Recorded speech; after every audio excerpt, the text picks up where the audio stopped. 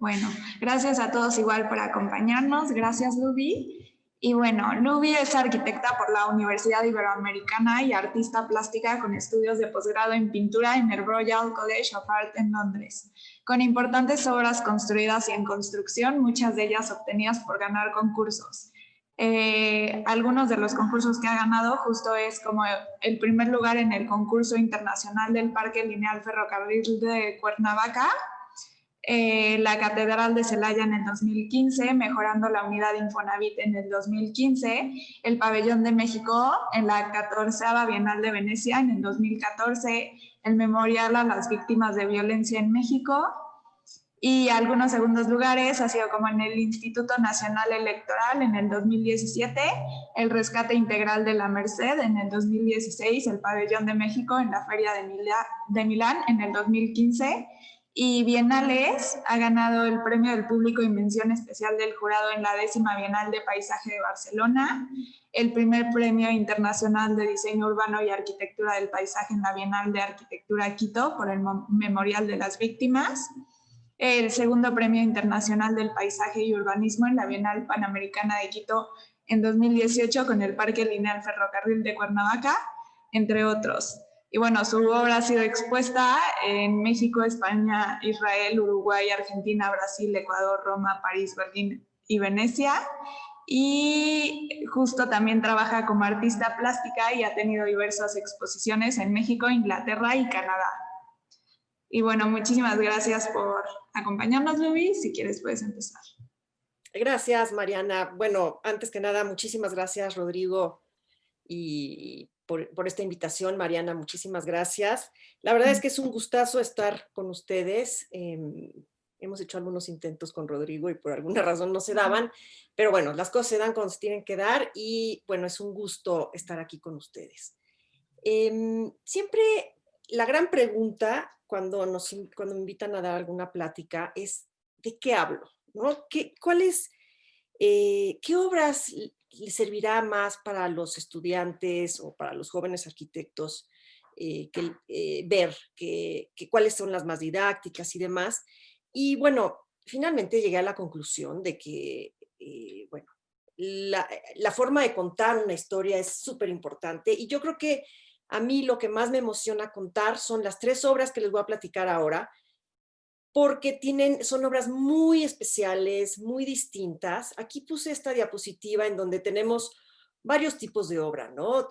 Una obra que es Landscape Urbanism, ¿no? Que tiene que ver con paisaje y con ciudad.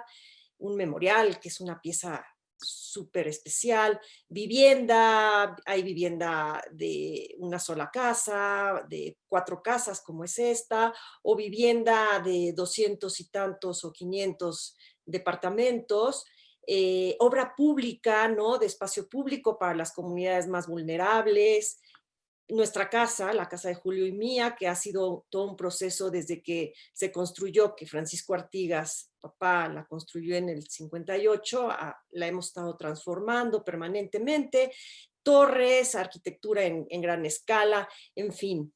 Creo que quiero mostrarles este mosaico porque de verdad la arquitectura es una carrera fantástica, súper vasta, en donde cada uno de estos proyectos es cambiar el chip, es cambiar de escala, son historias completamente distintas y entonces, bueno, pues vale la pena, les quise mostrar este pedacito, por ejemplo, esta casita en Ocuilan que la hicimos porque esta familia perdió su casa en el terremoto, entonces, en fin, ¿no? O sea, los arquitectos cubrimos muchos frentes y eso es una maravilla. Les voy a hablar de espacio público. Voy a empezar con el proyecto de ferrocarril de Cuernavaca, que es un proyecto que ganamos en este concurso internacional y el cual nos dio muchísimo aprendizaje en muchas cosas, ahora se los voy a platicar. Luego, y entonces es un espacio social, ¿no? Es urbano y social este espacio público. Luego la Catedral de Celaya, que es otro proyecto también muy especial, ya se hacen muy pocas catedrales en el mundo, por diversas razones, pero lo interesante de una catedral es que toca el espacio que va más allá de lo físico, ¿no? Una pieza que le permite a uno adentrarse en otro mundo, en el mundo más espiritual. y el Memorial a las Víctimas de la Violencia en México, que habla sobre el espacio de la memoria. Entonces, me voy a lanzar ya con el parque. Perdón, van a ver algunas diapositivas en inglés, otras en español, porque esta fue parte de una presentación que hicimos para la Bienal de Barcelona. Y bueno, esta es la Ciudad de México, que todos ustedes seguramente conocen, una ciudad gigante, que alguna vez pues era una pequeña isla, ¿no? Tenochtitlán, y la zona que está aquí, que dice Chapultepec, que es la zona donde se encuentra el proyecto. Era una ciudad lacustre, ¿no? Había 5 lagos. Cuando llegan los españoles, se empieza a crecer, a crecer, a crecer, se empieza a secar, ¿no? Dragan todos los lagos y empieza a secarse la ciudad. Tan es así que solamente tenemos ahora un pedacito del lago de Xochimilco y uno de Texcoco.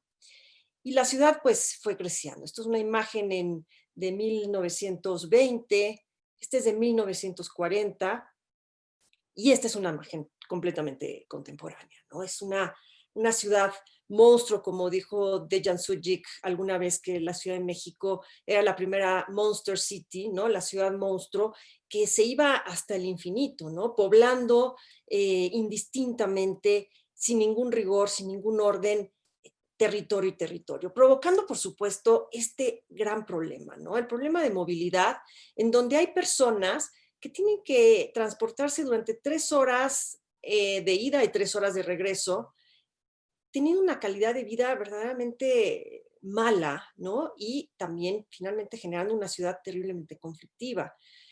Invasiones a todas las montañas que conforman el Valle de la Ciudad de México, haciendo una ciudad muy poco sustentable, ¿no? En donde llevar los servicios es carísimo. Hay zonas, como esta zona, que es en Iztapalapa, donde no hay agua, ¿no? Y, bueno, finalmente, regresamos un poquito al centro de la ciudad. Este es Polanco. Bueno, no, este es Reforma, pero nos acercamos hacia la zona de Polanco. El proyecto se ubica en la alcaldía Miguel Hidalgo, que es la que está aquí con rojo, y lo que es muy interesante es que era una zona industrial de México. Abarca, esta es la línea de ferrocarril de Cuernavaca. El ferrocarril de Cuernavaca, esta línea era la que iba de Buenavista hacia Cuernavaca.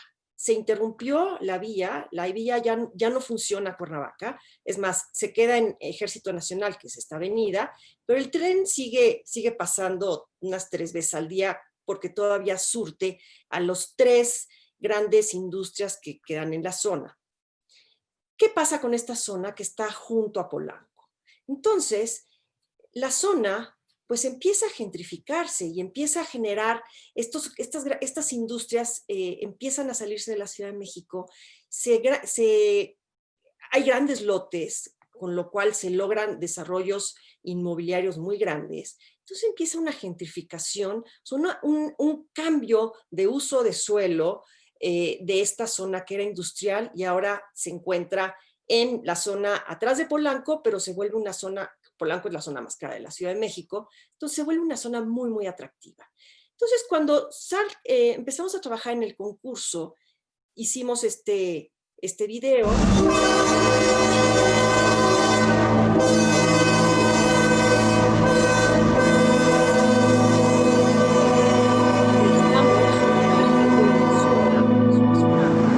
Muy inseguro como está muy oscuro, si hubiera más iluminación a lo mejor. En las mañanas es muy activo, vienen muchos a comer, a hacer ejercicio, a pasear al perro. En la noche sí es súper tranquilo, es un poco peligroso.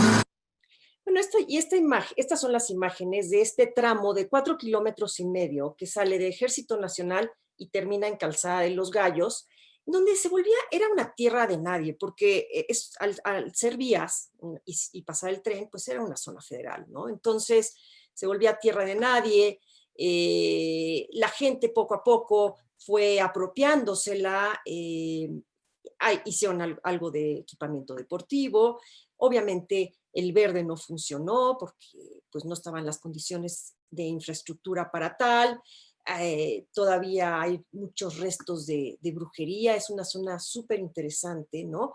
Que les digo, COSE 22 colonias. Entonces sale la convocatoria del concurso, un concurso internacional, y nuestra propuesta era muy sencilla pero muy contundente.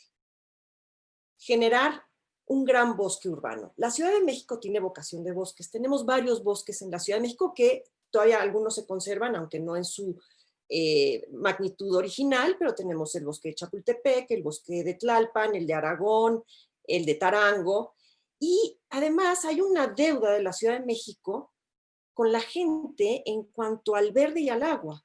Entonces nosotros, este era nuestro eslogan, ¿no?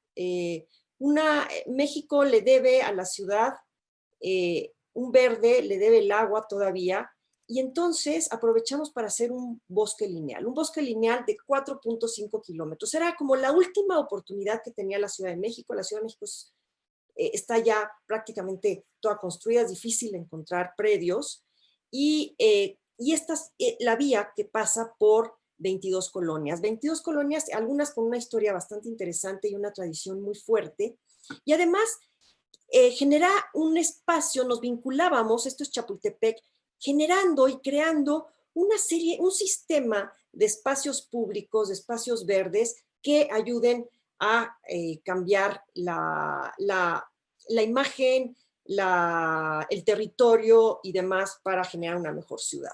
El primer tramo que se hizo fue, digamos, el segundo tramo, en realidad, que es esta línea roja. Luego se construyó otros 1.6 kilómetros y quedaron pendientes este último tramo. O sea, estos proyectos, si no hay una vocación política muy determinada, la verdad es que no se hacen porque son proyectos muy, muy complejos de gestionar.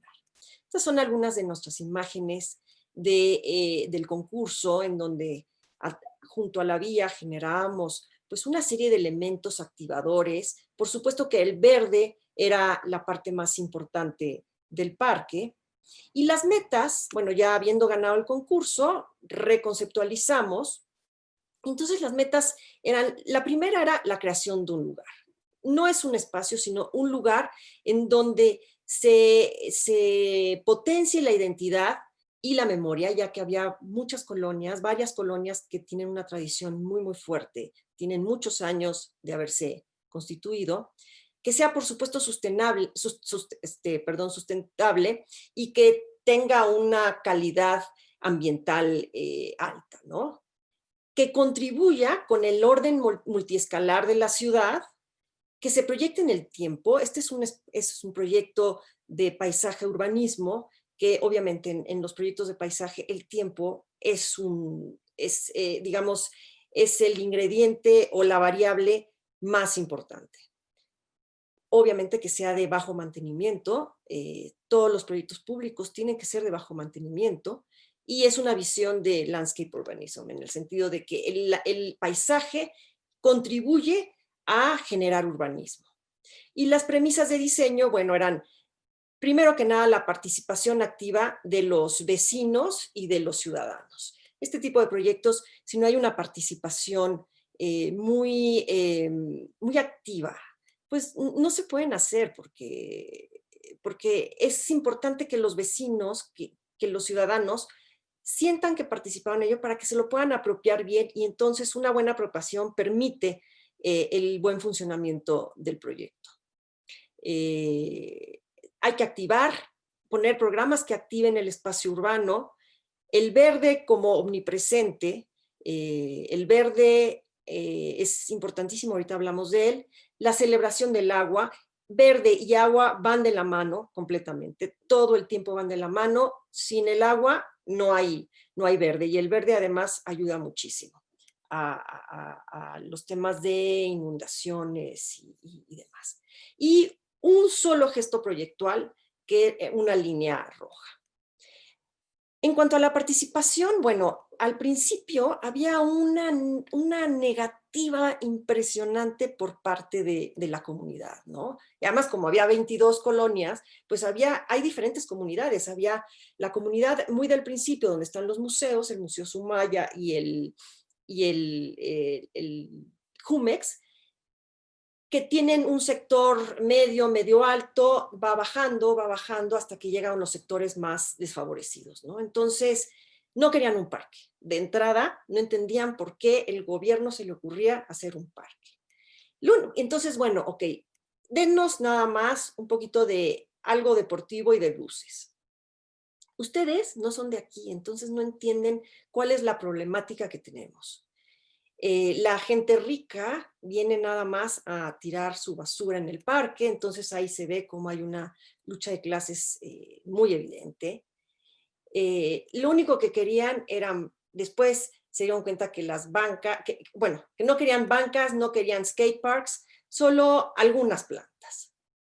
Pero la batalla, una de las batallas más fuertes, aunque ustedes no crean, fue no querían árboles. Los árboles los veían como un elemento tóxico, elemento de violencia, nocivo, inseguro. Y por supuesto que la línea roja, bueno, que era así como la parte más abstracta, la más sutil, pues no entendían. Hicimos socialización, reuniones,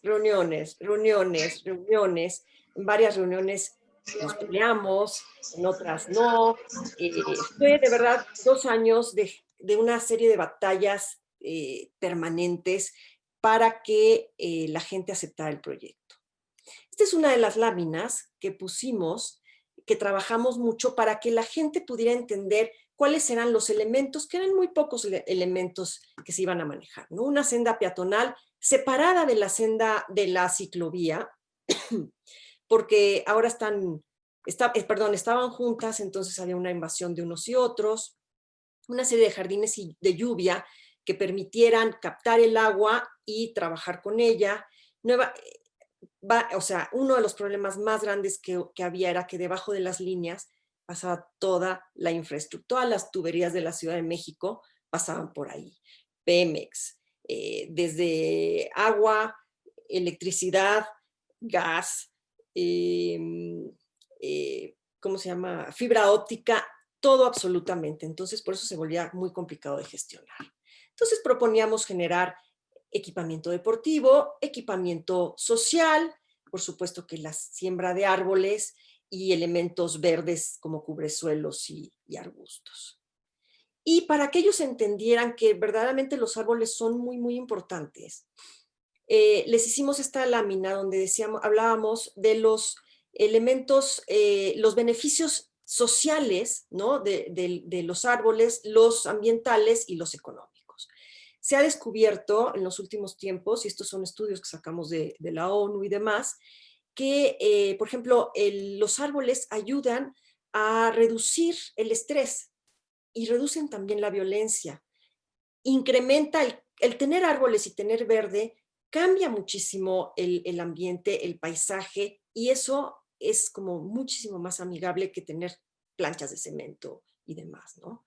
Por supuesto que los ambientales son muchísimos, ¿no? Reducen 22 árboles generan el oxígeno de una persona durante un año. O sea, son importantísimos, son los elementos que mayor mitigan el cambio climático. Generan sombra, entonces evitan aires acondicionados, en fin. Y económicamente, bueno, pues hay un incremento del capital porque la ciudad gasta menos en salud, contribuye a ahorros energéticos, activa económicamente las zonas, en fin. Entonces, esto era nuestras imágenes del concurso, en donde junto al Sumaya había una zona como muy desproveída de árboles, como la complementábamos, ¿no? Este es el tramo 2, que fue la segunda parte del concurso. El primero fue una etapa donde entraron 400 despachos y después seleccionaron a 5 y nos pedían trabajar en el tramo 2, que es el primero que se construyó, y entonces este era nuestro proyecto, ¿no? O sea, siempre el bosque urbano complementado, un bosque urbano activado, ¿no? Complementado con equipamiento deportivo, social y demás.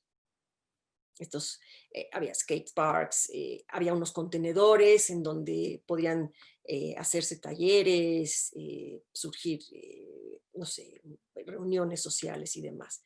Hicimos un estudio con entorno de cómo generar un bosque urbano. El bosque urbano no se trata nada más de sembrar árboles, sino cuáles son los árboles que se tienen que sembrar, y se tienen que sembrar en diferentes etapas con diferentes velocidades de crecimiento.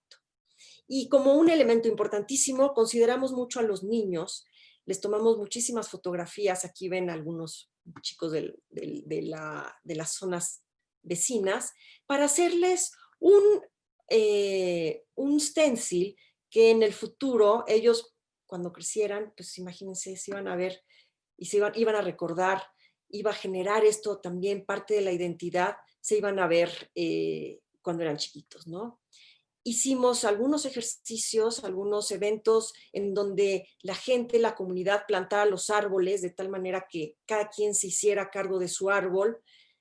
Por supuesto que hicimos también este tipo de concursos en donde se hicieran estos grafitis que a mí me encantan, ¿no? Es una zona muy industrial, este tramo 2 es donde está la modelo.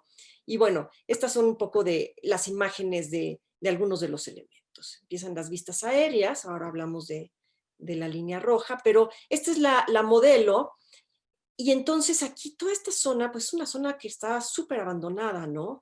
Una zona industrial. Nosotros captamos eso y o sea, seguimos con esa imagen industrial en el proyecto. No pretende ser otra cosa, sino que estar integrada al lugar a donde está. Generamos estos tanques de agua que son parte de este mismo lenguaje industrial. Aquí ya son algunas imágenes en donde esto es completamente verde, ahora está aún más bonito.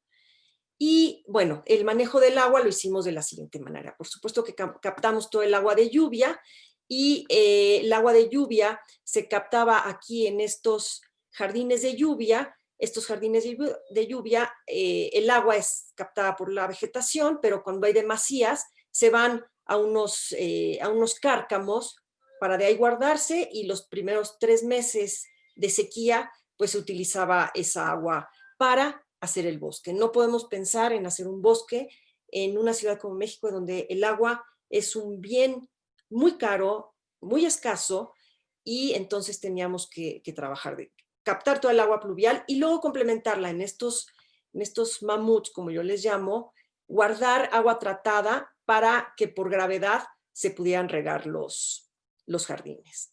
Esto es la línea roja, es un gesto nada más, que es un gesto que viene en el piso y de repente se convierte en banca, se convierte después en un elemento lúdico, y a lo mejor de repente señala algunos puntos del camino. Este es un tanque de agua, estos son unas canchas, ya había una, hicimos otra con el mismo arcotecho.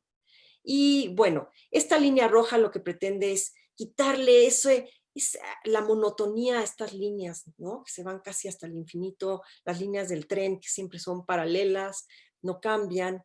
Y esta línea roja que sin saberlo, que es lo maravilloso de la arquitectura, cuando hacemos las cosas, a veces no nos imaginamos cómo las sorpresas que nos dan, ¿no? Entonces estos niños jugando con las piedras de la vía en esta línea roja, y era para ellos un juego pues muy ameno, ¿no? O los skateros llegan utilizando la línea roja, se usa como se quiera usar, finalmente hasta los perritos. Adelante, por favor, es que quería ver los perritos. Gracias. ¿No? Entonces estas imágenes aéreas de cómo esta línea roja además vincula una zona del lado derecho con la zona del lado izquierdo, va generando este coser, ¿no? Este coser, cambio de direccionalidad, un elemento que sirve, que tiene una función física como una banca, o un elemento lúdico, o cose. Y esto, o sea, este pequeño gesto, este tramo, por ejemplo, no podíamos hacer nada, no nos dejaron hacer nada. Los coches son el rey de todo, ¿no? No pudimos sembrar más árboles, no pudimos poner más plantas, tuvimos varias confrontaciones con los que tienen la concesión, que se llama Ferrovalle. No había manera de moverle. Pero bueno, cambiamos, pusimos iluminación, pusimos esta línea roja, y esta línea vuelve otra vez a activar de alguna manera como muy especial. No pretende ser un parque que embellezca, ¿no? O que tenga elementos muy bellos de agua y demás. No, es un parque duro, industrial, en una zona industrial, en una zona dura, donde pasa el tren todos los días y donde los vecinos, pues es parte de su cotidianeidad. Pero esto empieza a activar el parque, ¿no? Hasta en la noche, por ejemplo, bueno, están aquí en la noche jugando en una de las canchas que hicimos, estos bicicletos que van, esto creo que a la 1 de la mañana, venían ya con iluminación y demás. Obviamente este parque se activa. Se volvió una de las zonas más iluminadas. Esta es pues una de las, creo que es Mariano Escobedo, y este es nuestro parque.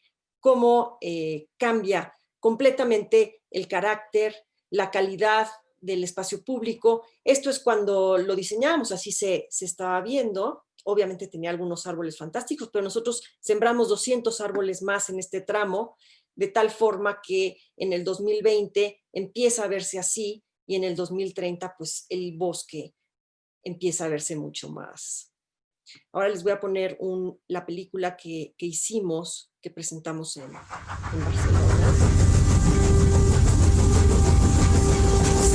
Puedes sentirlo. Pasa sobre la tierra y lo transforma todo. Nos arrastra sin darnos cuenta.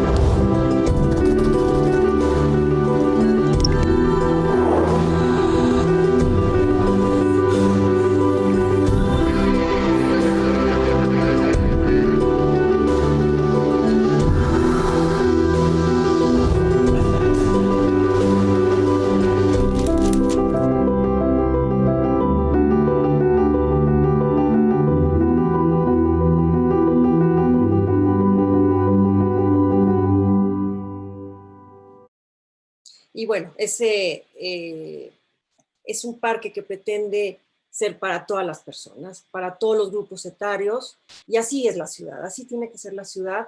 Y este parque, con sus 4.5 kilómetros, aunque se hayan construido 3 y fracción, nos permitió entender, ¿no?, toda esta dinámica de cómo esta pieza va cosiendo memoria, identidad, diferentes sectores sociales y demás. Entonces, es uno de mis proyectos favoritos. Ahora me voy a seguir para la catedral, mi nueva catedral de Celaya. En 2015 se hizo un concurso nacional para la catedral de Celaya. Nosotros entramos muchísimo a concursos, nos encantan los concursos porque creemos en que los concursos es una muy buena manera, creo que es la mejor manera de hacer un encargo, ¿no? Salen las mejores ideas de todos los participantes y además es lo más democrático.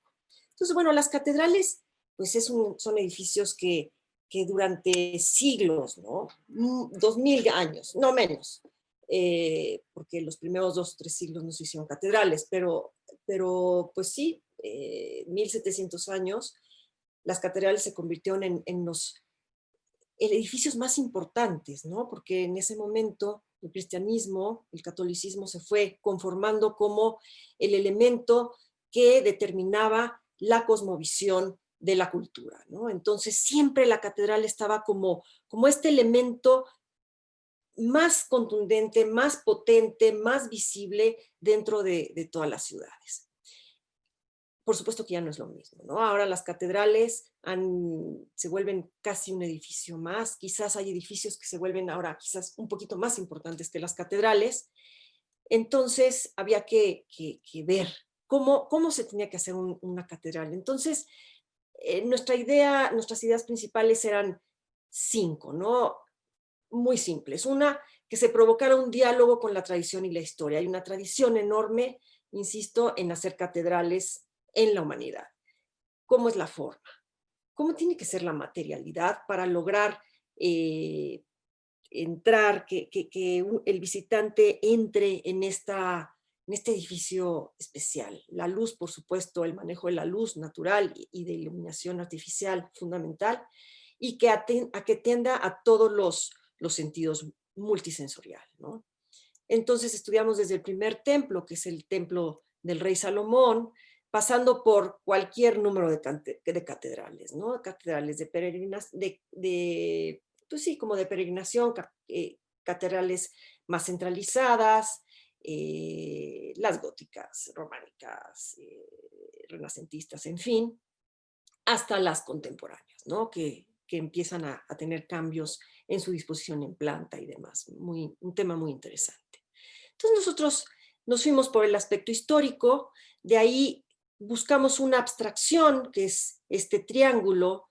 El triángulo, así de simple, es un concepto muy contemporáneo, en donde en realidad no jugábamos con un triángulo, sino que estábamos jugando con un par de triángulos, de un triángulo equilátero y un triángulo isósceles, en donde uno se vuelve el elemento estructural y el otro se vuelve la piel. Por supuesto que orientamos la catedral oriente-poniente, como siempre se colocan por la entrada de luz. Tiene un hueco arriba, ¿no? Un gran hueco donde entra la luz verticalmente. Las capillas están adosadas a los lados. Tenemos el esqueleto, que son una serie de triángulos, de un marco rígido, pero en forma triangular, que le llamamos contrafuertes, porque es un poco el lenguaje, ¿no?, de la catedral, y tiene un par de pieles. Por supuesto que está rodeado de verde. Toda nuestra arquitectura tratamos de integrar el verde, porque el verde nosotros es lo que hace a la arquitectura, ¿no? Es lo que nos remite a lo que somos, que no nos permite olvidarnos que somos parte de esta naturaleza. Entonces, esta es una pieza súper sencilla. Pensábamos que era demasiado abstracta, que no les iba a gustar nada por esta abstracción. Este es el acceso y estas son las capillas. Esta es la fachada posterior y este es un corte. En este corte se explica muy, muy claramente lo que son las partes de la catedral. Esta es la planta. A su vez tenemos una serie de edificios que son servicios que nos pidieron también, como una casa sacerdotal, salones de usos múltiples, salones para catequesis, un elemento funerario. Y esta es la planta con las 3 capillas y una planta de techos, de la integración, cómo se integran a este triángulo estas capillas. Entonces tenemos esta pieza, que son estos contrafuertes de concreto, ¿no?, precolados.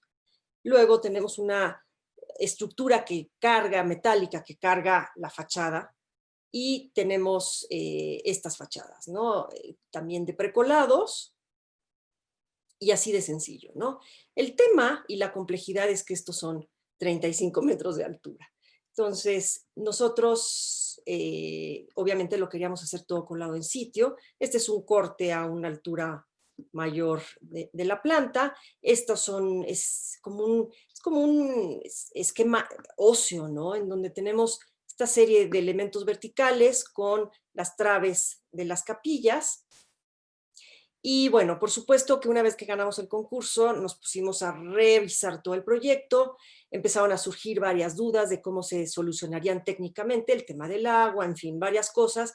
Y entonces empezamos a explorar la materialidad, ¿no? Si nos íbamos por concreto y tabique o solo concreto. Hicimos muchos estudios de si combinábamos concreto y tabique por temas técnicos, o nos íbamos al concreto. Por supuesto que el padre Carlos, que es la persona de la diócesis de Celaya, nos dijo, queremos que la catedral sea como aparece en los renders. No había opción de cambiar nada, entonces regresamos. ¿Y cómo queríamos que fuera ese concreto? Bueno, pues a mí este concreto de las torres de satélite me parece que es una magia. Es el concreto que hacemos en México. No podemos pretender hacer un concreto perfecto como el de Tadao, ¿no? Entonces, era un concreto que íbamos a colar en sitio. El comité de Celaya que invitó el padre Carlos de Ingenieros y Arquitectos nos dijeron que no querían colar en sitio por la altura, que lo veían muy complicado, que iba a ser muy irregular y demás, que a mí era lo que más se me antojaba, ¿no? Que quedara la marca de quien trabajó ahí, el escurrimiento del concreto, todo, buscar la virtud de la imperfección. Entonces empezamos a ver cómo tenían que ser estos precolados y mandábamos a hacer una serie de tabiques gigantes de concreto y ponerlos como un tabla estacado. En fin, muchas opciones vimos. Si, por ejemplo, luego ya que decidimos que iban a ser precolados de concreto, bueno, cómo tenían que ser estos precolados. Nos dedicamos a hacer muchísimas muestras con Pretexa, que todavía seguimos haciendo las muestras, porque pues, es una pieza que tiene 75 metros de largo por 35 de altura y tenía que ser algo muy rico. A mí me angustiaba muchísimo pensar en una superficie lisa, ¿no? Entonces, pues, llegamos a la conclusión de que esto es lo que vamos a hacer. Las rebabas, generar esta imperfección, manifestarla, provocarla. Y bueno, seguimos en esas pruebas, todavía no acaban de definirse.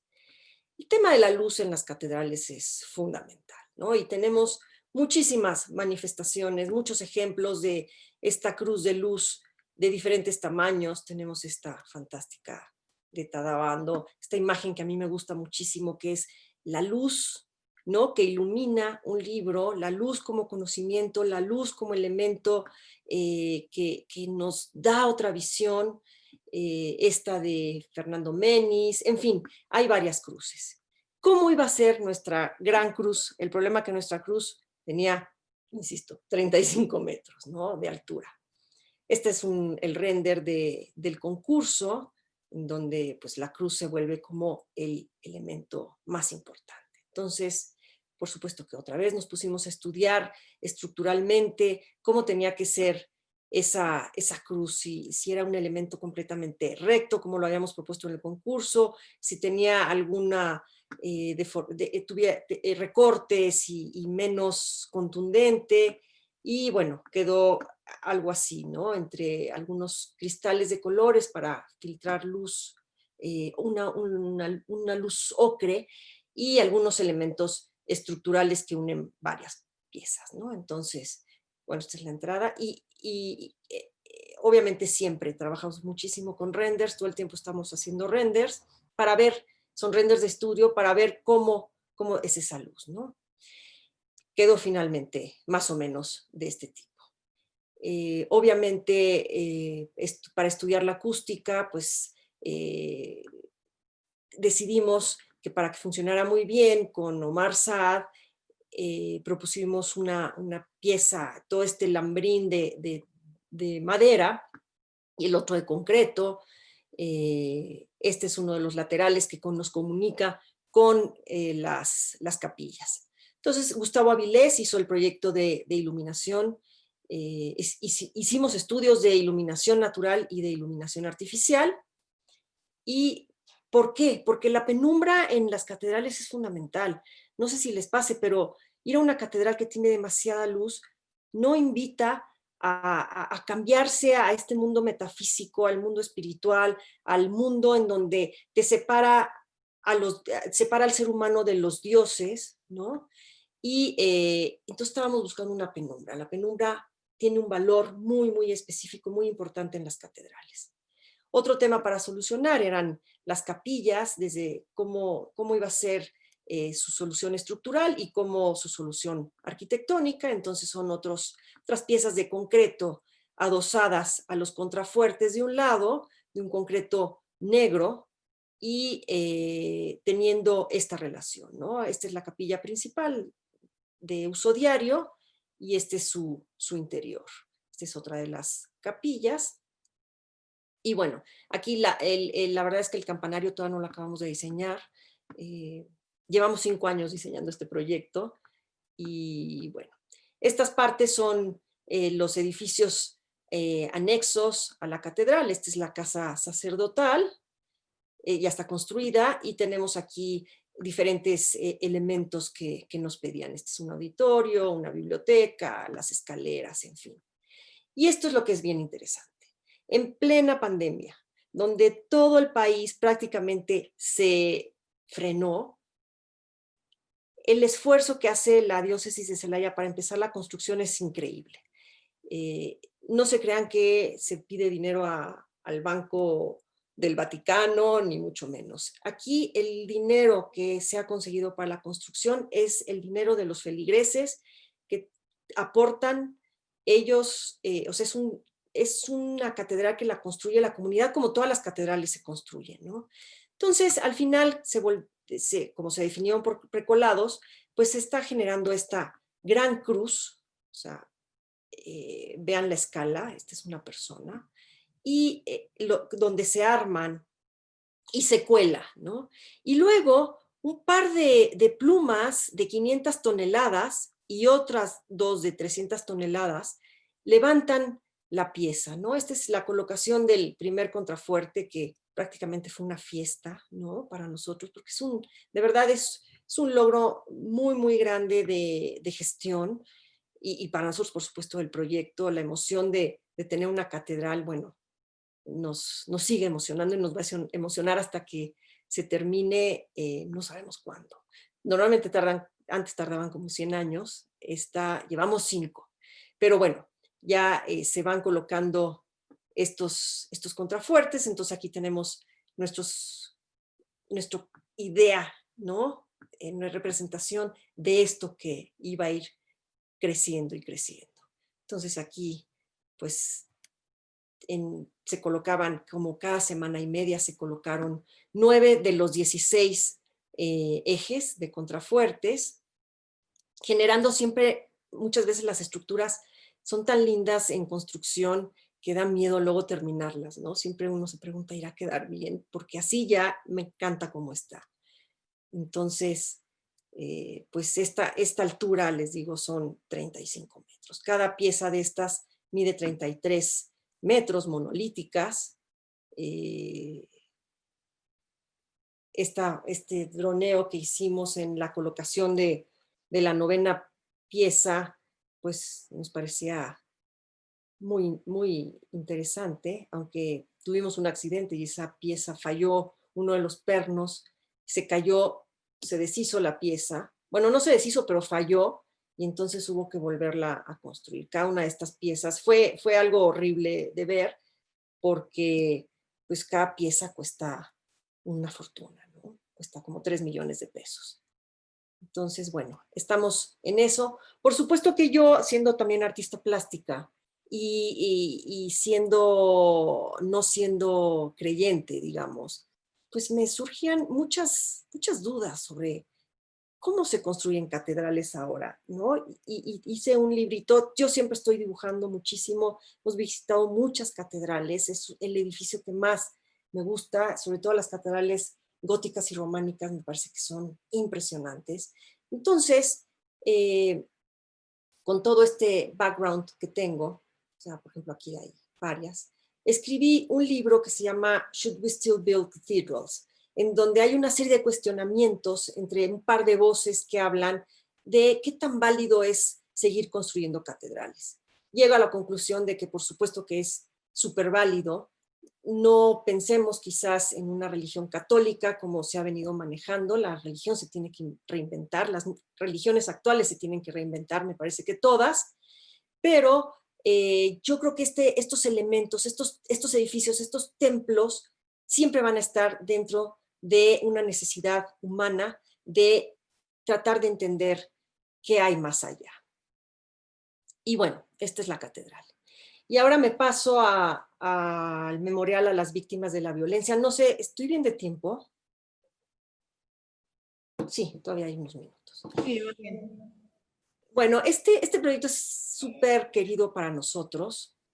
Yo durante mucho tiempo pinté la guerra, no sé por qué, pero pintaba la guerra, hacía unos ejercicios de concentración, estudiaba sobre todo la Segunda Guerra Mundial, hice muchas imágenes de este tipo primero así como muy, muy expresivas, pero con figurativas, de una forma expresiva, para luego cambiar y irme a este tipo de pintura. Estos son cuadros de gran formato. Este, por ejemplo, se llama Trincheras, en donde es una crítica tremenda que mandaban a los soldados, ¿no? En la Primera y Segunda Guerra Mundial a las trincheras, y los gobiernos le decían, bueno, pues tienes que defender a tu país, o más bien a tu gobierno, ¿no? Y como que les aventaban rosas, pero pues aquí iban a morir, ¿no? Terrible. Siempre hablando de un orden implicado dentro de un orden explicado, en fin, una pintura muy, muy gestual, muy expresionista, donde de repente aparecen planos distintos. Cuando surge el 9/11 y las Torres Gemelas, pues también me dediqué a hacer una serie de cuadros, todos como momentos en donde se iban cayendo fragmentos de esas torres y unas líneas que generan otro dibujo, que hay un orden implicado que era lo que en realidad las había tirado, ¿no? Luego me dieron la beca del FONCA para ir a pintar a Banff, en Canadá. Ahí hice un proyecto que se llama Badlands, en donde, en fin, bueno, ya no me detengo ahí. Y otro, por todos les platico este tema de la pintura, porque a mí me sensibilizó muchísimo con la guerra. Luego, en 2010, nos habían invitado a participar en la Bienal de Venecia para el Pabellón de México. Invitaron como a 8 oficinas para trabajar en Ciudad Juárez. En ese entonces, Ciudad Juárez era la ciudad, se decía que más violenta inclusive que Bagdad, ¿no? Que en ese momento era tremenda. Y esta es la línea, ¿no? De un lado está El Paso y del otro lado está Ciudad Juárez, ¿no? Un lugar donde estas eran las noticias de todos los días, en los campos, en las zonas del desierto, aparecían cuerpos de mujeres, gente llorando a sus víctimas, manifestaciones en contra de todo esto, estas cruces que representan las más de 800 mujeres desaparecidas, que siguen desaparecidas y que nunca se sabe qué les pasó. Esta es la salida del aeropuerto de Tijuana, es el muro que divide con San Diego, súper interesante, ¿no? Donde estos muros, en el momento en que empiezan a tener estas intervenciones, pues son muros que se vuelven mucho más amables. Y entonces nosotros veíamos cuál era el gran problema de Ciudad Juárez para poderlo exponer en Venecia. Entonces, bueno, la violencia, las muertas, los cárteles, las maquiladoras, en fin, un problema que además era binacional. Entonces, en ese momento pensamos, cada oficina proponía un proyecto y nosotros le dimos vuelta a varios proyectos, empezando por un memorial en donde cada árbol representaría una de las víctimas. Pero dijimos, no, eso no sirve. ¿Por qué no nos vamos a algo mucho más propositivo? Esta es la frontera, ¿no? ¿Qué es la línea? Bueno, esto en realidad es en Tijuana, pero si se sigue, se vuelve el Río Bravo. ¿Qué es la frontera entre México y Estados Unidos? Entonces lo entendíamos como esta herida terrible, ¿no? Cuando uno tiene una herida así en su cuerpo, esa herida sangra, duele, apesta, pudre, ¿no? Hay que curarla, hay que coserla. Entonces decíamos, ok, si el problema de Ciudad Juárez es un problema binacional por el gran problema del narcotráfico y todo lo que conlleva, bueno, empecemos a esta herida que es azul porque es agua, empecemos a coserla con programa, ¿no? De todo tipo, desde campos de cultivo hasta museos, albercas, centros comerciales, lo que fuera, porque, y nuestra idea principal la sacamos de algo que leímos de la ONU, que decía que si hace 40 años a cualquier europeo le hubieran dicho, oye, se van a quitar las fronteras en Europa, se hubiera reído, ¿por qué no pensar que eventualmente se quitará la frontera entre México y Estados Unidos? bueno, desafortunadamente no nos dejaron trabajar con ese tema de Ciudad Juárez. No decidió el gobierno, Relaciones Exteriores, no entrar a esa bienal, y entonces este proyecto se quedó, digamos, en un concepto, pero que nos sirvió muchísimo para ver qué es un memorial y por qué se construyen memoriales, ¿no? Y, perdón, solo me regreso a una...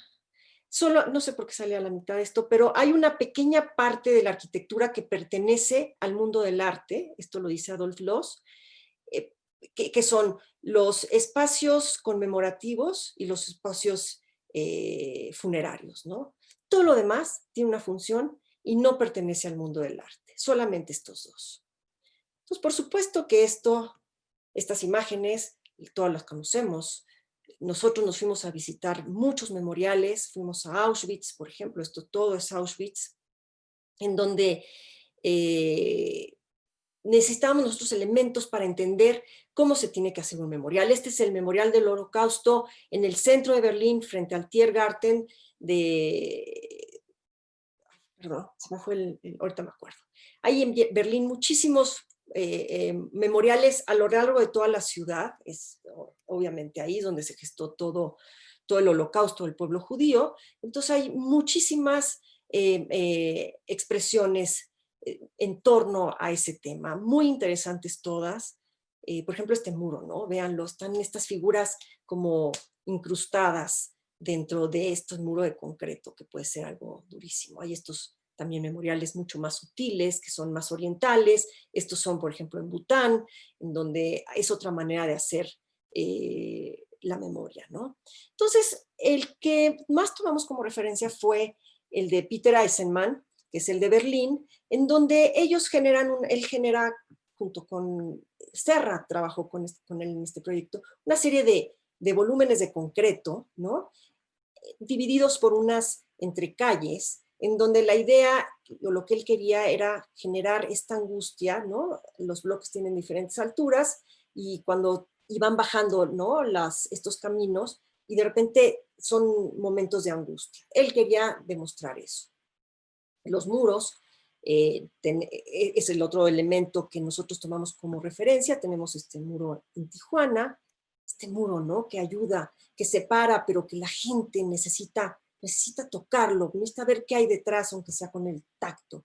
Estos muros impresionantes, los muros de Richard Serra también. Tenemos estos muros que quedaron cuando tiraron el muro de Berlín. Y bueno, se lanza un concurso nacional para el memorial. Obviamente trató de ser muy boicoteado este concurso por diferentes ideologías. Los memoriales tienen muchísima polémica, porque hay muchos dentro de la sociedad, pues hay muchas identidades, y cada identidad tiene su idea de lo que tiene que ser la memoria.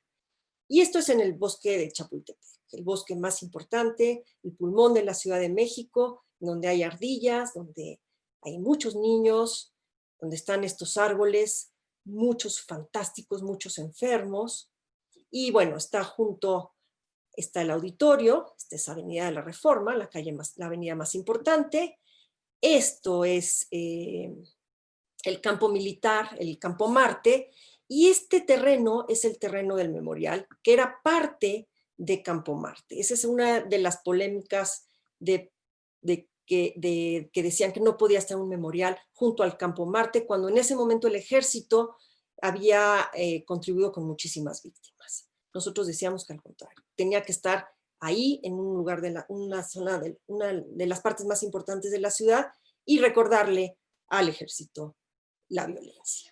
Entonces esta es esta foto aérea del auditorio de Polanco, y aquí está nuestro memorial. Otro de nuestras referencias o nuestros conceptos era que estos muros que nosotros proponíamos eran como estas rasgadas de tela de Lucio Fontana en el lienzo, donde no intervinieran mayormente al bosque. Quien estaba ahí, quien domina ahí, siempre es el bosque. Entonces, a diferencia y al contrario de lo que proponía del memorial de Peter Eisenman, que ellos toman los bloques, el sólido, el macizo, nosotros tomábamos el vacío, generando estos muros, ¿no? Son 70 muros de acero corten por ambos lados, en este lugar que es un lugar de un bosque de Chapultepec, donde generábamos muy poquitos elementos. Unas caminerías, trabajábamos con agua y respetábamos por sobre todo la topografía y la vegetación. En la narrativa hay una primera plaza, que es la que colinda con Paseo de la Reforma, en donde empieza la narrativa del proyecto. Hay este camino para llegar a esta parte central y este camino te permite ir, cuando lo vas caminando, irte limpiando o sacándote toda la basura que te genera el ruido del Alto y de Reforma que está ahí, la contaminación, el mundo real de todos los días y demás, para llegar a este espacio, digamos, como el espacio central, el espacio contenedor. Es donde están la mayor parte de los muros más verticales. Este es uno de los renders del concurso. Otro, nos pedía el Colegio de Arquitectos que cerráramos aquí, dijimos que por supuesto que no, que esto era parte de la ciudad, estábamos recuperando 15,000 metros cuadrados para la ciudad que estaba antes a manos del gobierno. La materialidad, bueno, hablar de un memorial es hablar de muy pocos elementos y cada uno de los elementos pues tiene que tener un significado especial, porque si el significado no es lo suficientemente potente o poderoso, pues no funciona. Entonces, trabajamos con acero corten, estas láminas de acero no los tenían en México en ese momento, se trajeron de Alabama, fue increíble, le encargaron la obra a los ingenieros militares porque había que construir en 2 meses, un poquito más de 2 meses. Entonces los únicos que lo podían hacer eran los militares y llegaron me encanta esta historia, que llegan a la frontera y mandan un convoy de no sé cuántos camiones para traer estos aceros preciosos y que no se los fueran a robar, ¿no? Entonces, cuando llegaron, ese día que llegué yo a la hora, me dijo el capitán Macotela, Arqui, venga a ver, esto le va a encantar. Y por supuesto que estaba yo feliz acariciando estas placas de acero de 6 milímetros. Construyeron durante 9 semanas más de 400 personas, día y noche, el memorial en época de lluvias, con inundaciones. Por supuesto que volvimos a trazar todo el memorial en sitio, a pesar de que teníamos un levantamiento de árboles y demás, pero pues no queríamos para nada tocar ninguno de los árboles. Estos cimientos son cimientos grandes porque trabajan contra el viento, estas piezas que tienen 12 metros de alto, y estas, bueno, son las imágenes de esta obra increíble que había veces que llegaba yo un día y había una montaña de tierra, que al día siguiente esa montaña de tierra ya no estaba en ese lugar, estaba en otro lugar, ¿no? Entonces, el escuchar, no tiene sonido este video, pero el escuchar el golpeteo en el acero, ¿no? El fuego que va soldando, todo era como una máquina impresionante. Y bueno, estas son ya imágenes del memorial terminado, pero no abierto, no se abrió hasta 4 meses después. Esta es la plaza donde se empieza la narrativa, y luego esta ya es parte de este recorrido, ¿no? Esto es lo que les decía también que nos pasa siempre en los proyectos. Aparecen cosas increíbles que nos regala la naturaleza, ¿no? Empiezan a aparecer estos dibujos en estas placas de acero, en donde hay un diálogo permanente entre los árboles y las placas. Los árboles representan a los seres vivos, ¿no? Y las placas representan las ausencias. Tuvimos muchas entrevistas con, sobre todo, chicas que fueron rescatadas de la trata de personas. Ellas querían que el memorial hiciera que la gente entendiera cuál era su gran dolor, por supuesto, y con mucho enojo, y eran bien importantes esos comentarios para nosotros. Aquí hay otra de estas imágenes lindísimas de este árbol que, reflejada la sombra en esta placa, pues deja como de ser un árbol y se convierte en una arteria con sus venas, ¿no? O esta da otro dibujo completamente distinto, El acero Corten tiene la gran ventaja, y por eso lo usamos, que corroe, pero no, su corrosión no lo destruye, ¿no? Tiene más níquel, entonces ese níquel lo protege. El elemento del agua, como este elemento, ahora lo explico mejor, pero como un elemento donde sana, el elemento sanador, ¿no? El elemento que además duplica y refleja lo que está sucediendo en el contexto. El agua sana, la vida se da en el agua. Entonces, como un antídoto a la destrucción, por un lado tenemos el agua que sana, que genera la vida, y tenemos el tema de las ausencias, ¿no? Que siempre deben de estar presentes. Por supuesto que genera una cantidad de polémica impresionante. Nos tiraban durísimo, no al proyecto, sino es un acto político hacer un memorial. Por todas las partes que intervienen en hacer el memorial. El memorial lo pidieron al presidente Calderón las 5 organizaciones en contra de la violencia. Uno de ellos se separó, que era Javier Sicilia, que era el más mediático y fue el que más atacó, pero entendimos, nos dolían los ataques, porque pues, eran ataques duros, pero fue buenísimo, porque yo creo que uno aprende.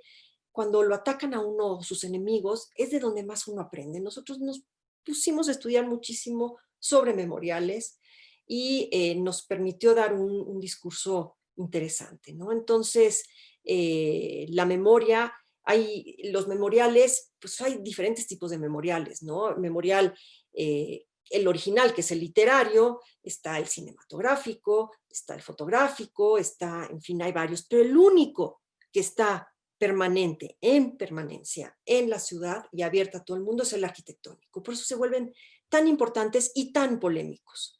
Entonces, terminamos el memorial, se terminó, no se abrió hasta 4 meses después, porque salió Calderón, entró Peña Nieto, estaba el tema de la ley de las víctimas, entonces era un polvorín. Se hizo una manifestación, muchos estudiantes hicieron una manifestación para que se abriera. Nosotros mandamos cartas al Colegio de Arquitectos y el Colegio de Arquitectos mandó cartas al Senado muy lindas diciendo que este proyecto, que es de la ciudad, que se había construido en tiempo y en costo, se tenía que abrir. Una vez que se abre, viene lo más valioso, por supuesto que es del memorial, que es la apropiación del espacio público. Este es un render del concurso en donde nosotros queríamos que estos planos de acero, se volvieran pizarrones en donde el memorial se convirtiera en este espacio de expresión del enojo, del dolor, de la tristeza, que una niñita, ¿no? Como esta, que hay muchísimas, o niñitos, o mujeres, hombres, pudiera venir a escribirle a su padre desaparecido su mensaje, ¿no? De te amo, como por ejemplo, ¿no? Entonces, aquí tenemos a Yuhani Palasma, que lo quiso ver, fue lindísimo, porque además escribió unas palabras muy lindas al respecto. Y entonces este lugar pues se apropia de diferentes maneras, ¿no? Desde quien quiere escribir, quien quiere jugar, quien quiere rayar, o sea, hacer estos dibujos que van generando un palimpsesto, aunque se vayan borrando, generan esta memoria que se va quedando, una de las chicas rescatadas de la trata, y entonces así se empezó a activar. Pusimos como en 40 muros, varios textos de muchos escritores y filósofos, y esta que a mí me encanta, que es La vida no es la que uno vivió, sino la que uno recuerda y cómo recuerda para contarla, de García Márquez, que nada hay más cierto que eso, ¿no? La gente, los de las organizaciones en contra de la violencia, cuando estábamos elaborando el proyecto, tenían como mucho miedo que estos pizarrones se volvieran para grafiteros o que empezaran a tener palabras altisonantes. Nosotros le decíamos, bueno, de eso se trata, que sea el lugar de expresión de la gente para que todo el mundo exprese lo que quiera expresar. Y se han respetado muchísimos. Nunca hemos visto nada que no tenga que ver con la violencia o con el amor o con el recuerdo a alguien que amaban, ¿no? Surgen de repente estas piezas que son tan lindas, ¿no? Que son unas piezas de arte, varios eventos, un evento para la paz, para sanar este dolor, otros eventos, fue en la Marcha de las Mujeres este año, algunos performances. Año con año van poniendo más y más nombres de víctimas. Aquí pusieron esta vez como 10,000 nombres. A mí me hubiera encantado que los hubieran grabado ahí hasta con un desarmador y que quedaran los nombres ahí en permanencia, pero fueron muy respetuosos, inclusive hicieron estos megaprints como si estuvieran oxidados. Entonces aquí hay nombres desde los estudiantes de Ayotzinapa hasta la gente, hasta los desaparecidos de 1968. Y entonces por eso estos grandes gigantes de acero se convierten en estos elementos que traen, en donde todas las ausencias le dan vida a las ausencias. De alguna manera, a quienes les truncaba la vida la violencia, pues queda aquí en un lugar de expresión, en un lugar de memoria. Una de las críticas que nos hacían era que cómo era posible que no hubiera nombres. En ese momento, uno veía un día el periódico y hablaba de 50,000 víctimas y al día siguiente se hablaban de 80,000 víctimas. Entonces, en realidad, no se sabía cuántas eran las víctimas y cuáles eran los victimarios, hasta que alguien de la organización nos dijo, oigan, a ver, yo no quiero poner nombres, yo no quiero que el nombre de mi hijo casualmente quede junto con el nombre de su victimario, ¿no? Entonces es un tema bien doloroso, es el tema más duro para México, que sigue siendo y va a seguir siendo en tanto no seamos capaces de arreglar los problemas estructurales de México, que es de la injusticia, la desigualdad, la corrupción, la impunidad y demás, ¿no? Entonces, es un memorial abierto, dejamos un espacio sin hacer para que esto se fuera complementando con el tiempo. En la noche es otro memorial, es otra imagen completamente distinta, se iluminan solo los cantos de los muros y algunos árboles, entonces quedan estas verticales como si fueran árboles iluminadas. Este proyecto de iluminación también lo hizo Gustavo Avilés. Esta es la presentación. Ya son fotos fijas del memorial en la noche. Y por supuesto que es un lugar al que vamos muy seguido y y registramos todo lo que sucede, todo lo que aparece en los dibujos, los textos y demás, ¿no? Entonces, este es llegando hacia la parte central. Y bueno, muchas gracias, Gaeta Springal Arquitecto. Somos Julio Gaeta y yo. Tenemos nuestros 4 asociados a la oficina, Liliana, Roberto, Jorge, Emanuel. Tenemos muchos colaboradores. Tenemos los consultores permanentes, que son Gustavo Avilés, Héctor en estructura y Omar en acústica. Tenemos fotografías de varios fotógrafos y esto es. Muchas gracias. Ay, muchísimas gracias, Luby. Nos dejaste a todos picadísimos. La verdad es que, Luby, gracias. La verdad es que la manera en la que transmites esa sensibilidad de cada uno de los proyectos, a mí la verdad hasta lágrimas me sacas a veces con porque es muy emocionante escucharlo y cómo lo vas desarrollando. Queríamos abrir un poquito el foro, ¿no? Algunas preguntas de algunos detalles que te han hecho. Yo en lo particular puse una que era la primera, así que te la voy a hacer directo. Viene. Sobre todo la parte de cómo logras compaginar esa parte artística, ¿no? La parte de tu lado de artes plásticas con el quehacer, ¿no? La verdad es que a lo mejor hasta sale sobrando la pregunta, ¿no? Porque viendo tus dibujos, tus pinturas y la manera en la que eso lo empiezas a relacionar con la arquitectura, es la gran pregunta, ¿no? Esa parte de la arquitectura que a veces dejamos un poco de lado algunos de nosotros, ¿no? Y el entender que somos la única disciplina que está del lado del Sistema Nacional de Creación y del lado del Sistema Nacional de Investigación, y eso aporta de los dos lados, ¿no? Entonces sería padrísimo, justo dando pie a esto de la parte de la sensibilidad, que nos platicaras cómo lo has logrado mezclar y cómo evidentemente es una parte fundamental de lo que hace el despacho, ¿no? Y de lo que haces tú todos los días. Pues es una buena pregunta, Rodrigo. Yo también me la he hecho muchas veces. Mira, yo creo que son procesos, el proceso creativo en pintura o en escultura es muy parecido al proceso creativo en arquitectura. En cuanto a creación de conceptos, ya la construcción es completamente distinta, ¿no?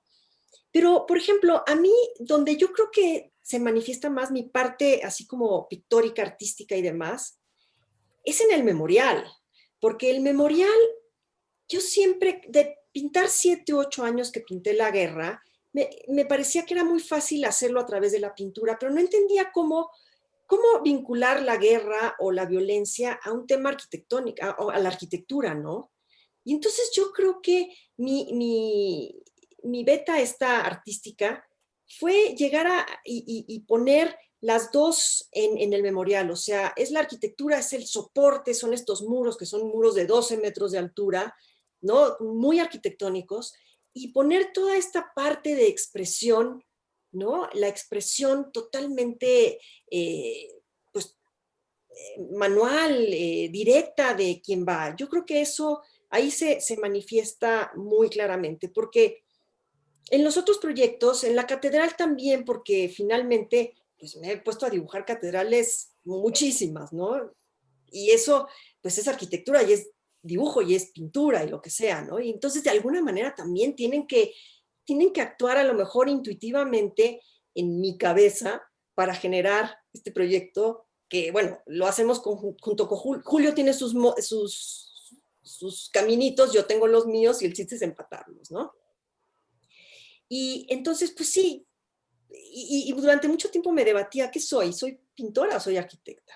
Hasta que un día dije, flojita y cooperando. El universo me va a decir qué demonios tengo que hacer, si tengo que pintar o tengo que hacer arquitectura. Entonces mejor me pongo así. Entonces de la pintura, o sea, me metí muchísimo. Había estado haciendo mucho tiempo arquitectura, luego medio tiempo dejé para poder pintar y pintar y pintar. Y luego cuando me encuentro con Julio, dice, no, ya deja de pintar, vente por favor, ¿no? Claro, me lo imagino perfecto. Bueno, por supuesto. Y entonces dije, bueno, ok, o sea, es lo que me toca hacer ahora. Y la verdad es que, a ver, hacer una catedral, hacer un memorial, contra hacer una exposición, pues, perdón, pero prefiero hacer la catedral y el memorial, ¿no? Entonces, sí está padre. Ah, increíble. No sé si te contesté. Sí, perfecto. Muchas gracias, Mariana. Ok, luego, esta es más bien una felicitación, pero te la voy a leer. Alfonso pone, extraordinario proyecto de la Catedral de Celaya que por sí misma refleja una gran plasticidad, una espiritualidad que se integra a escala del entorno humano, destacando en el paisaje urbano. Gracias, Alfonso, qué lindo comentario. Y luego Mariana dice, ante todos estos fenómenos sociales de inseguridad, asesinatos y tragedias que suceden en Celaya, ¿previnieron el impacto social que tendrá la catedral en una ciudad tan insegura, donde la gente no quiere salir por lo mismo?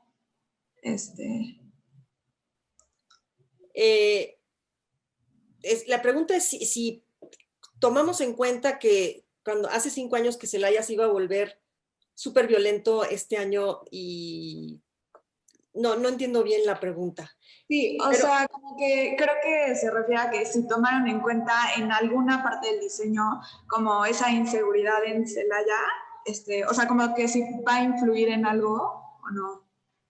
Pues mira, yo creo que directamente no, o sea, ¿cómo respondo esta pregunta? A ver, o sea, cuando haces una catedral o cuando estuvimos pensando el proyecto, pues estás pensando en este mundo interior, ¿no? De cómo te vas a meter, cómo te vas a bajar de tu coche, o vas a venir, te vas a bajar del camión o del taxi.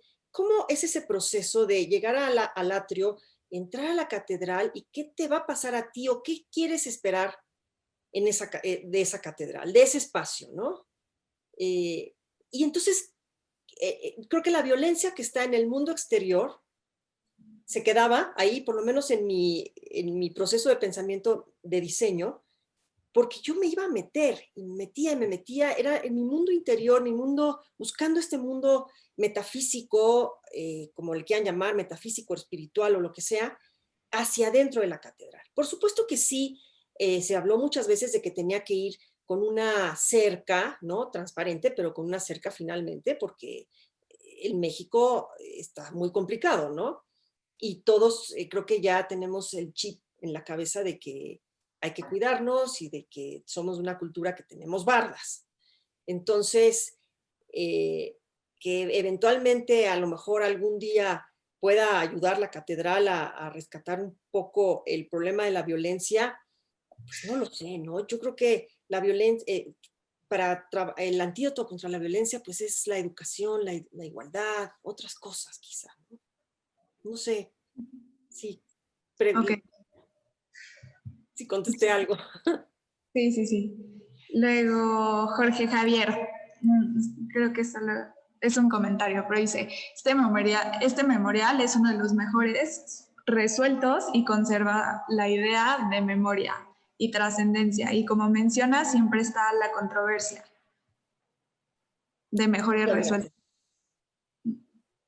Sí, la controversia en los memoriales, aprovechando esta pregunta, creo que Vale, no lo conté, pero por ejemplo, cuando se hizo el memorial de Berlín, el de Eisenman, hubo una gran controversia, porque por supuesto que Eisenman sí quería que se grafitearan todos los bloques de concreto, ¿no? Esa siempre es una de las grandes, ¿qué tanto puede intervenir la gente un espacio o no? Y entonces, parte de la gente decía que por supuesto que no, que se tenía que quedar el concreto prístino, ¿no? Y estaban los que decían que sí. Bueno, como se decidió que no, contrataron a la fábrica que hacía la pintura antigraffiti. Era la misma fábrica que hizo el gas ciclón, que fue el que exterminó a más de 6 millones de judíos. O sea, la misma empresa que había contribuido con la muerte en el Holocausto era la que iba a proteger ahora el memorial del Holocausto. Imagínense esa controversia, lo que fue, y tan interesante, ¿no? Cómo años después la historia perdona o no perdona, ¿qué sucede con esa memoria, no?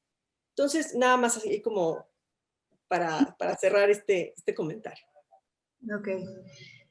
Luego, Carla pregunta, en el proyecto urbano, al momento de diseñarlo, ¿cómo generaron los ejes o los patrones para el diseño? O sea, ¿cómo empezaron? Bueno, yo creo que siempre, o sea, esa es una pregunta muy interesante de cómo empieza uno a diseñar, ¿no? Cuando se topa con la hoja en blanco. Aquí había ya muchas cosas dadas en el sentido de que es un espacio urbano, ¿no? No es un terreno, sino que hay varios elementos que hay que tomar en cuenta. Obviamente, primero visitar y recorrer el sitio y saber, entenderlo, sentirlo, ¿no? Y después yo me acuerdo que empezamos con el concurso, empezamos a diseñar elementos, pero le faltaba este elemento contundente, ese concepto, esa idea fuerza, no concepto, sino idea fuerza, que era el bosque urbano, ¿no? Porque veníamos resolviendo cosas y demás, pero como que no nos había caído hasta que un día me acuerdo que Julio y yo estábamos dando vueltas en la oficina y decía, no, es que le falta la idea fuerza, bosque urbano. Esa es la idea fuerza. Entonces, una vez que tienes esa idea fuerza, las cosas fluyen. Hay que tener esa idea. Si no existe, o sea, y luego sale el concepto y se empieza a armar ese concepto, pero la idea fuerza es la que, para mí, es la que genera el disparador para empezar este proceso de diseño y imaginarse qué es lo que uno quiere hacer, ¿no? Sí, claro.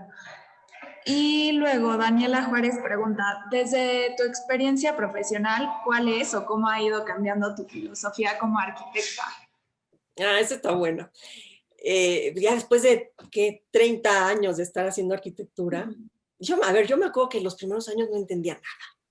Es difícil la arquitectura, no es fácil. O sea, creo que yo empecé a entender la arquitectura, el verdadero, y ni siquiera sé si lo entiendo, pero ya lo entiendo más, como a partir de los 40. O sea, chavos, tómense su tiempo. La arquitectura no es una carrera de 100 metros, es un maratón, ¿cómo les llaman a los ultramaratonistas, no? Los que se van a 100 kilómetros, no sé qué. Como Así Javier, es. ¿no? De 80. Exacto, ándale. Entonces, pues por supuesto que he ido cambiando muchísimo. Primero, sin entenderla, luego darle una forma, un valor especial a la forma. Y la verdad, ¿saben qué estoy ahorita? Y luego ir pasando por la materialidad, porque ¿cuáles son las esencias de la arquitectura? Yo creo que ahora en lo que estoy es, me hartó todo este formalismo en el que cayó la arquitectura, ¿no? O sea, porque ahora es tan fácil ver arquitectura, ¿no? Yo tengo en mi iPad, en mi Flipboard, no sé cuántas revistas de arquitectura, ¿no? Que veo súper seguido y que todos hacemos lo mismo, ¿no? Y entonces empiezas a ver, y todo este formalismo, yo dije, no, ya, me hartó. Y lo comparo con la comida. Ahorita estoy como en la comida de pensar que un buen taco de frijol es una delicia. O sea, no necesitamos tener tanta cosa para tener un elemento. Por ejemplo, una pequeña casita. Estuvimos en Huatulco hace como 3 semanas, un mes, y en una de las playas, en San Agustinillo, había una casita muy básica, muy, muy elemental, que está dentro de nuestro imaginario colectivo, que es la clásica casita. Yo decía, esa es la pieza más linda que hay. O sea, volver a la parte más elemental de la arquitectura, creo que eso es en lo que yo estoy, creo que Julio también, y por lo tanto jalamos a todos los del despacho un poco a eso, y es volver a lo más simple. Y me pasa, cuando estamos sacando los proyectos y demás, empiezan como complicados, como complejos, y se van limpiando, y se van quedando las cosas más, más simples, más elementales, sin convertirnos en minimalistas, porque eso fue una tendencia, fue una escuela, fue una manera de hacerlo, pero creo que ahora la simpleza creo que es la que más me interesa en la arquitectura.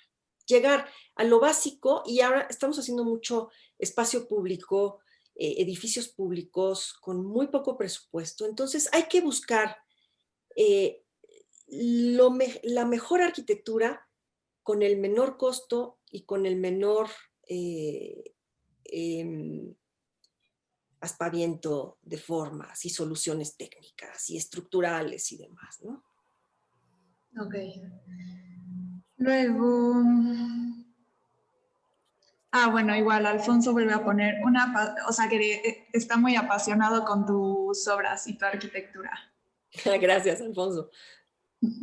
Y no sé si tengas otra pregunta, Rod. Creo que No, ya... pues la verdad es que creo que más bien me voy a autoinvitar a casa de Lu y echar un café un día de estos para platicar. Por supuesto. No, muchas Ya gracias. hace falta, hace mucho que no nos vemos. Sí, estoy de acuerdo. Y la verdad es que encantados de escucharte, encantados de esta pasión que tienes por lo que haces.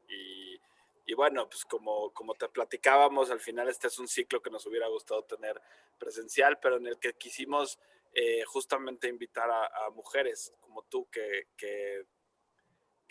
nos van como